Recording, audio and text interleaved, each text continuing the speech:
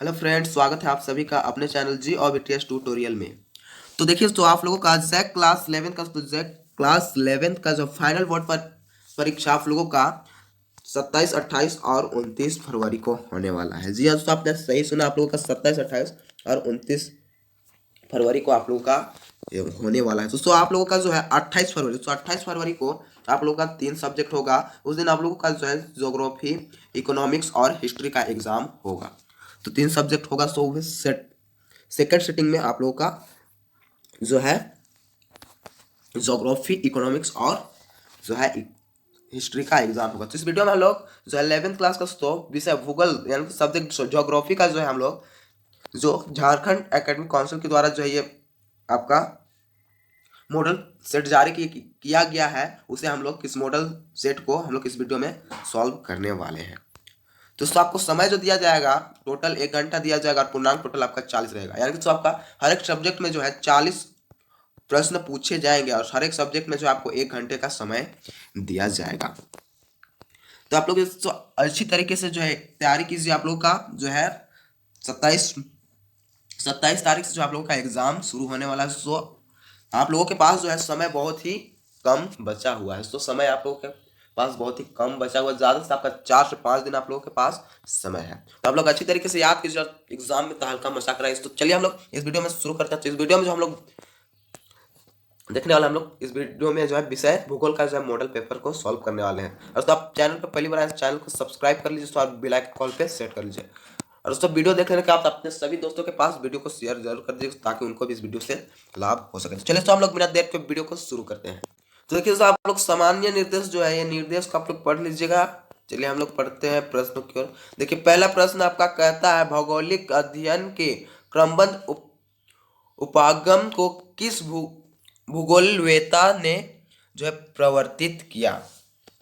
तो किस भूगोलवेता ने प्रवर्तित किया। तो पहला ऑप्शन कहता है, देखिए एलेक्जेंडर वन हमवोल्ट, बी कहता है कार्ल रिटर्न, सी कहता है एरेटोस्टेनिस और डी कहता है इनमें से कोई नहीं। तो आपका करेक्ट आंसर हो जाएगा पहला नंबर का ऑप्शन नंबर ए आपका करेक्ट आंसर हो जाएगा। एलेक्जेंडर ऑन हम्बोल्ट ने जो है भूगोलवेता ने प्रवर्तित किया। चलिए हम लोग बढ़ते हैं नेक्स्ट प्रश्न की ओर। दोस्तों आपको जो है हिंदी इंग्लिश दोनों में आपको एग्जाम में देखने को मिलेगा।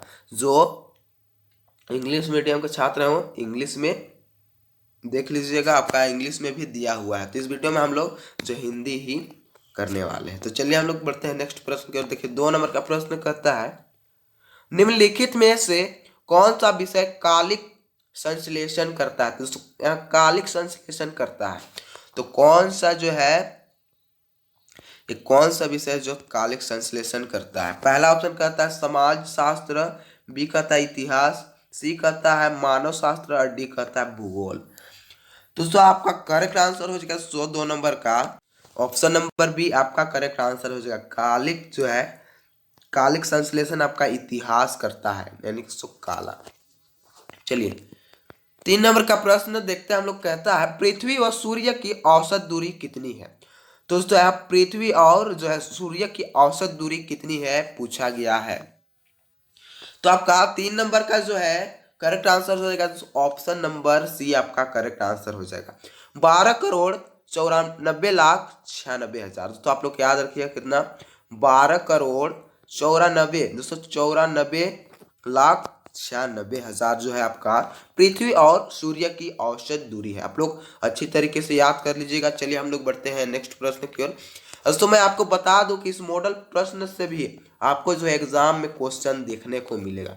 कुछ ना कुछ क्वेश्चन जो आपका एग्जाम में रहेगा ही रहेगा, इंपॉर्टेंट क्वेश्चन है। चलिए देखिए 4 नंबर का प्रश्न आपका कहता है निम्न में से कौन सा तत्व वर्तमान वायुमंडल के निर्माण व संशोधन में सहायक नहीं है। दोस्तों यहाँ वर्तमान में जो है वायुमंडल निर्माण व संशोधन में सहायक नहीं है।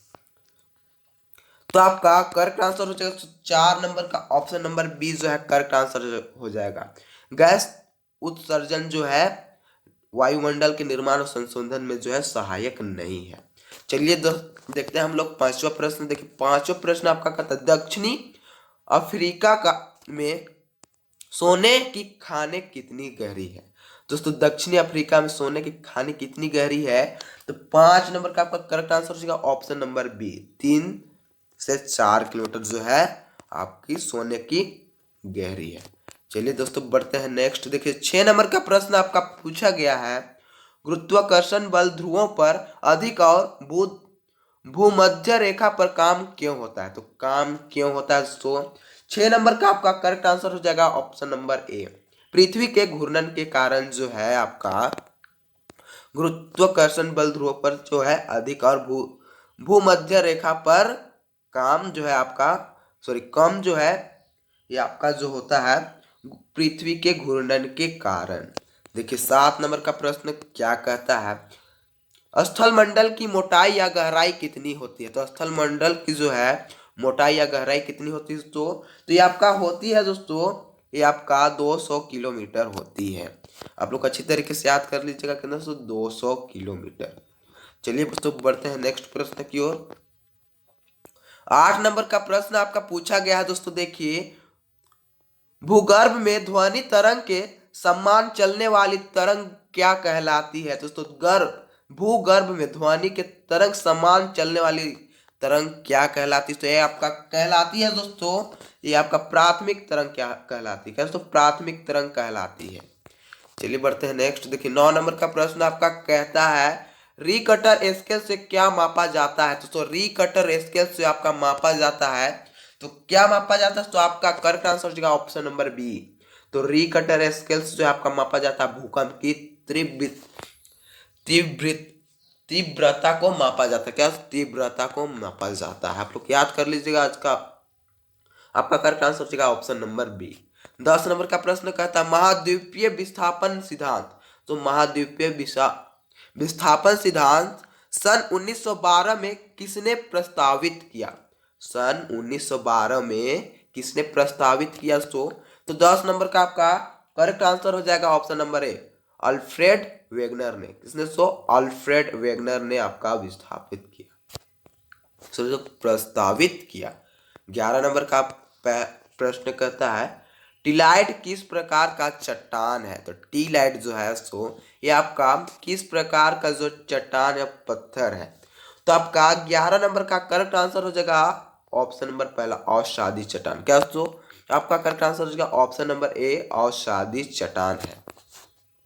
12 नंबर का प्रश्न आपका पूछा गया, देखिए सागरीय अध्यय स्थल विस्तार की परिकल्पना किसने प्रस्तुत किया? तो विस्तार की जो है परिकल्पना किसने प्रस्तुत किया? तो ये आपका प्रस्तुत किए थे दोस्तों, ये आपका किए थे कौन? हैरी हेस ने। क्या दोस्तों? हैरी हेस ने प्रस्तुत किया था। चलिए 13 नंबर का प्रश्न आपका पूछा गया है, पोलर फ्लिंग बल निम्नलिखित में से किससे संबंधित है? तो दोस्तों किससे संबंधित है?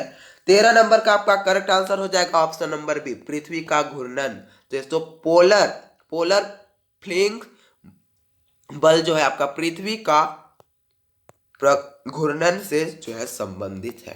14 नंबर का प्रश्न आपका पूछा गया है दोस्तों, निम्नलिखित में से कौन कौन सा एक अनुक्रमिक प्रक्रिया है? तो निम्नलिखित में से कौन एक अनुक्रमिक प्रक्रिया? तो ये आपका 14 नंबर का करेक्ट आंसर हो जाएगा तो ऑप्शन नंबर सी, पटल विरूपणी। क्या? तो पटल विरूपणी जो है आपका एक अनुक्रमिक प्रक्रिया है। 15 नंबर का प्रश्न आपका पूछा गया है, देखिए निम्न में से किन प्रदेशों में रासायनिक अपक्षय प्रक्रिया यांत्रिक अपक्षय प्रक्रिया की अपेक्षा अधिक शक्तिशाली होती है? तो कौन सी? तो आपका 15 नंबर का करेक्ट आंसर हो जाएगा ऑप्शन नंबर सी, चूना पत्थर प्रदेश। क्या? तो चूना पत्थर प्रदेश। चलिए बढ़ते हैं नेक्स्ट प्रश्न की ओर। तो देखिए आपका 16 नंबर का जो है प्रश्न पूछा गया है, निम्नलिखित में से कितनी ऊंचाई पर ऑक्सीजन की मात्रा नगण्य होती है? तो कितनी ऊंचाई पर दोस्तों?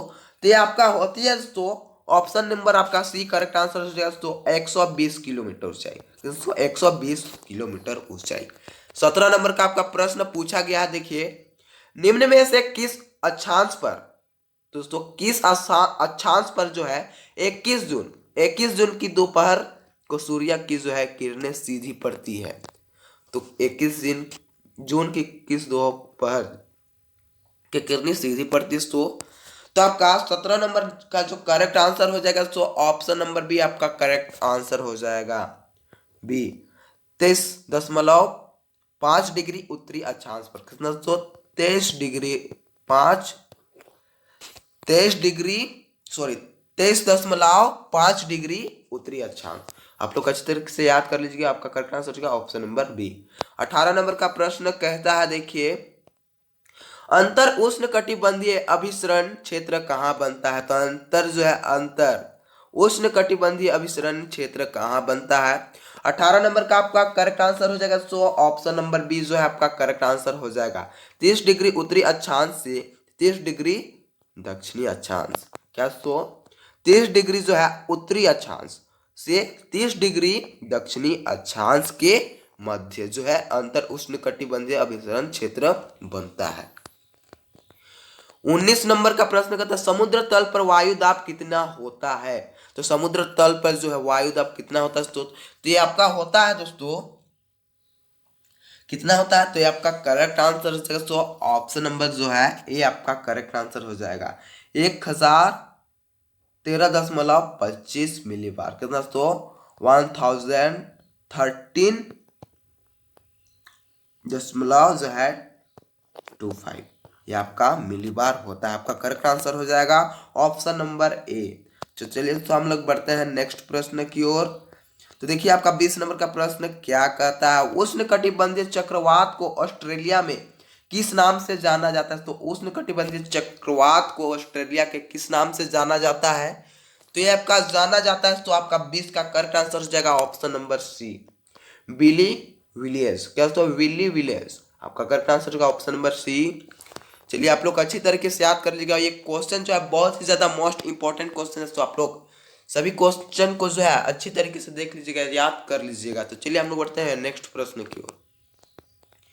21 नंबर का प्रश्न आपका पूछा गया, निम्नलिखित प्रकार के बादलों में से आकाश में सबसे ऊंचा बादल कौन सा है? तो आकाश में जो है सबसे ऊंचा बादल कौन सा है? तो आपका 21 नंबर का करेक्ट आंसर हो जाएगा ऑप्शन नंबर ए, पक्षमाभ में। कौन सा? तो पक्षमाभ जो है, पक्षमाभ में जो है बादलों में से आकाश का में सबसे ऊंचा बादल है कौन सा? पक्षमाभ मेघ। चलिए, तो 22 नंबर की ओर बढ़ते हैं। देखिए, 22 नंबर का आपका प्रश्न जो है पूछा गया, तो क्या कहता है, देखिए, पृथ्वी के धरातल के निकट वायु का औसत वार्षिक तापमान कितना है? तो कितना है? तो 22 का आपका करेक्ट आंसर हो जाएगा ऑप्शन नंबर सी, आपका करेक्ट आंसर हो जाएगा 16 डिग्री से। कितना? 16 डिग्री से जो पृथ्वी के धरातल के निकट वायु का औसत वार्षिक तापमान जो है 16 डिग्री है। चलिए, तो हम लोग बढ़ते हैं नेक्स्ट प्रश्न की ओर। देखिए, 23 नंबर का प्रश्न आपका पूछा गया है, जलवायु के वर्गीकरण से संबंधित कोपेन की पद्धति को व्यक्त किया जा सकता है? तो दोस्तों, जलवायु के वर्गीकरण संबंधित कोपेन की पद्धति को व्यक्त किया जा सकता है, तो कैसे? तो आपका 23 नंबर का करेक्ट आंसर हो जाएगा ऑप्शन नंबर डी, अनुभाविक। तो कैसे? तो अनुभाविक से व्यक्त किया जा सकता है। 24 नंबर का आपका प्रश्न पूछा गया है, देखिए क्या कहता है 24 नंबर का प्रश्न, सामान्यतः खुले महासागर की लवणता कितनी है? तो सामान्यतः खुले महासागर की लवणता है, तो आपका तो कितना है? ये आपका करेक्ट आंसर हो जाएगा ऑप्शन नंबर ए, 33 से 37%। या तो 33 से जो है 37% जो है सामान्यतः जो खुले महासागर की लवणता है 33 से 37%। चलिए, हम लोग बढ़ते हैं नेक्स्ट। 25 नंबर का प्रश्न पूछा गया है, निम्नलिखित में कौन सबसे छोटा महासागर है? तो इसमें से कौन सबसे महासागर है जो सबसे छोटा है? तो 25 का आपका करेक्ट आंसर हो जाएगा, तो ऑप्शन नंबर सी आपका करेक्ट आंसर हो जाएगा, अंटार्कटिका जो है सबसे छोटा महासागर है दोस्तों। 26 नंबर का प्रश्न पूछा गया है, फंडी की खाड़ी कहाँ है? तो फंडी की खाड़ी कहाँ है? 26 का आपका करेक्ट आंसर हो जाएगा ऑप्शन नंबर ए। दोस्तों, ऑप्शन नंबर ए आपका करेक्ट आंसर हो जाएगा। फंडी आपका जो है फंडी की खाड़ी कनाडा में स्थित है, कनाडा में। 27 नंबर का प्रश्न पूछा गया, पृथ्वी पर अपसौर की घटना कब होती है? तो पृथ्वी पर जो है अपसौर की घटना कब होती है? तो ये आपका होता है, तो कब होता है? तो आपका 4 जुलाई को होता है, तो 4 जुलाई चलिए हम लोग बढ़ते हैं नेक्स्ट प्रश्न की ओर। देखिए 28 नंबर का प्रश्न आपका पूछा गया है, मानव अनुवांशिक रूप से किस प्रजाति से संबंधित है। तो मानव अनुवांशिक रूप जो है ये किस प्रजाति से संबंधित है। तो ये आपका संबंधित है दोस्तों, तो ये आपका होमोसेपियंस से जो है संबंधित है। चलिए देखते हैं 29 नंबर का प्रश्न। देखिए क्या कहता है, भारत की उत्तर से दक्षिण इसकी वास्तविक दूरी कितनी है। तो इसकी जो है भारत की उत्तर से दक्षिण है, तो इसकी वास्तविक दूरी है आपका कितना, तो आपका है 3214 किलोमीटर। कितना तो 3014 किलोमीटर, तो 3214 किलोमीटर। चलिए बढ़ते हैं नेक्स्ट प्रश्न की ओर। 30 नंबर का प्रश्न आपका पूछा गया हुआ है, वर्तमान अनुमान के अनुसार पृथ्वी की आयु लगभग कितनी है। तो वर्तमान अनुमान यानी कि वर्तमान जो है अनुमान लगाया गया है, तो उनमें से उसके अनुसार से आपको बताना है कि पृथ्वी की वायु कितनी है, लगभग कितनी है। तो आपका 30 नंबर का करेक्ट आंसर हो जाएगा तो ऑप्शन नंबर बी 46 करोड़। कितना तो 46 करोड़ जो है वर्तमान में अनुमान लगाया गया, उसके अनुसार जो है पृथ्वी की वायु 46 करोड़ है लगभग। कितना तो 46 करोड़। देखिए 31 नंबर का प्रश्न पूछा गया, सिंधु गंगा ब्रह्मपुत्र मैदानों में जलोढ़ की औसत गहराई कितनी है। तो कितनी है दोस्तों, 33 नंबर का आपका करेक्ट आंसर हो जाएगा ऑप्शन नंबर ए, ये आपका 1000 से 2000 मीटर। तो 1000 से जो है 2000 मीटर।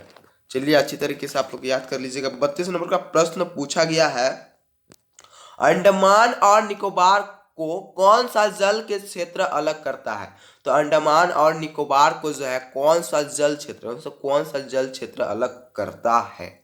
तो ये आपका जो अलग करता है दोस्तों, कौन करता है, तो आपका 11 डिग्री चैनल करता है। कौन सा, तो 11 डिग्री चैनल करता है।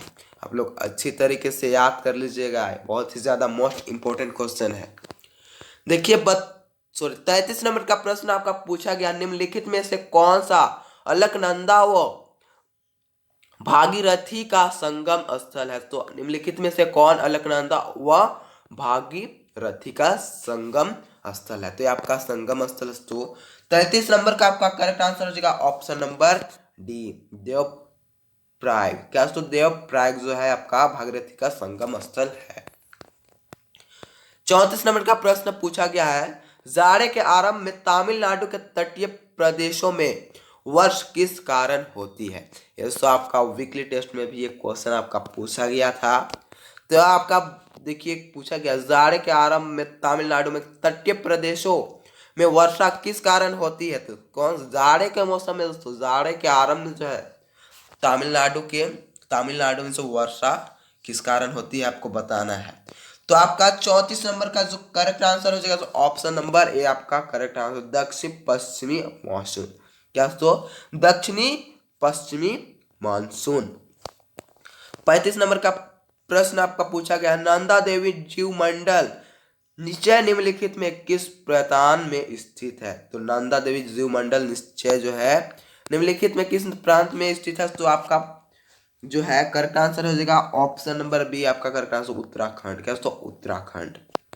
देखिए आपका 36 नंबर का प्रश्न पूछा गया है, वन नीति के अनुसार वर्तमान में निम्नलिखित में से कितना प्रतिशत क्षेत्र वनों के अधीन होना चाहिए। तो दोस्तों वन नीति के अनुसार जो वर्तमान में निम्नलिखित में कितना प्रतिशत क्षेत्र वनों के अधीन होना चाहिए। तो आपका होना चाहिए तो 36 नंबर का आपका करेक्ट आंसर हो जाएगा, तो ऑप्शन नंबर जो है एक करेक्ट आंसर हो जाएगा 33%। क्या 33%। देखिए 37 नंबर का प्रश्न पूछा गया है, सुनामी का अर्थ है। तो सुनामी का अर्थ क्या है। तो आपका 37 नंबर का करेक्ट आंसर हो जाएगा ऑप्शन नंबर सी, अंतःसागरीय भूकंप। क्या तो अंतःसागरीय भूकंप। चलिए दोस्तों बढ़ते हैं नेक्स्ट प्रश्न की ओर। देखिए 38 नंबर का प्रश्न आपका पूछा गया है, इनमें से किस नदी में माजुली नदिया द्वीप स्थित है। क्या तो इनमें से किस नदी में जो है माजुली नदी द्वीप स्थित है। तो स्थित है दोस्तों आपका ब्रह्मपुत्र। क्या तो ब्रह्मपुत्र नदी द्वीप में जो है स्थित है। आपका करेक्ट आंसर हो जाएगा ऑप्शन नंबर बी। 39 नंबर का प्रश्न आपका पूछा गया है, तो देखिए भारत के किस राज्य में आम्र वर्षा होती है, तो भारत के किस राज्य में तो आम्र वर्षा होती है, तो आपका होती है तो केरल और तटीय कर्नाटक में। कहा तो केरल और तटीय कर्नाटक में जो है भारत के राज्य में जो है केरल और तटीय कर्नाटक में आम्र वर्षा होती है। इस तरह से हम लोग दोस्तों 39 यानी कि 39 क्वेश्चन इस वीडियो में सॉल्व किए हैं, जिसमें कि सारा क्वेश्चन आप लोगों का very very very important question है। दोस्तों आप लोग कमेंट करके मुझे बताइएगा कि 40 में से 40 प्रश्न से आपको पहले से कितना क्वेश्चन का जो है पहले से आपको आंसर पता था। आप लोग कमेंट करके जरूर बताइएगा दोस्तों। तो चलिए हम लोग देखते हैं 40 नंबर का प्रश्न। 40 नंबर का प्रश्न आपका पूछा गया है, निम्नलिखित में कौन सी नदी जो है बंगाल का शोक के नाम से जानी जाती है, तो निम्नलिखित में कौन नदी है तो बंगाल का शोक के नाम से जाना। तो ये आपका पहला ऑप्शन कहता है स्वर्णरेखा, बी कहता है आपका तीस्ता, सी कहता है कोसी और डी कहता है आपका दामोदर। तो 40 नंबर का आपका करेक्ट आंसर हो जाएगा, सो ऑप्शन नंबर डी आपका करेक्ट आंसर हो जाएगा। तो जो है निम्नलिखित में कौन सी नदी को बंगाल का शोक के नाम से जाना जाता है, तो बंगाल के शोक के नाम से जाना जाता है आपको जो है आपका दामोदर नदी को जाना जाता है। इस तरह से दोस्तों हम लोग 40 वीवीआई ऑब्जेक्टिव क्वेश्चन को इस वीडियो में हम लोग सॉल्व किए। और दोस्तों आपको वीडियो पसंद आया तो वीडियो को एक लाइक कर दीजिएगा। तो चैनल पर पहली बार आए तो दोस्तों चैनल को जो है आप सब्सक्राइब कर लीजिएगा। सब्सक्राइब करने के बाद तो आपने अभी तक बेल आइकन कॉल पे सेट नहीं किया तो बेल आइकन को भी ऑल पे सेट कर लीजिए दोस्तों। और अब वीडियो को पूरा देख लिया तो दोस्तों अपने सभी दोस्तों के पास वीडियो को शेयर जरूर कर दीजिएगा, ताकि तो इस वीडियो से जो है अपने दोस्तों यानी कि आपका दोस्त को भी लाभ हो सके। तो चलिए दोस्तों हम लोग मिलते हैं फिर अगले वीडियो में।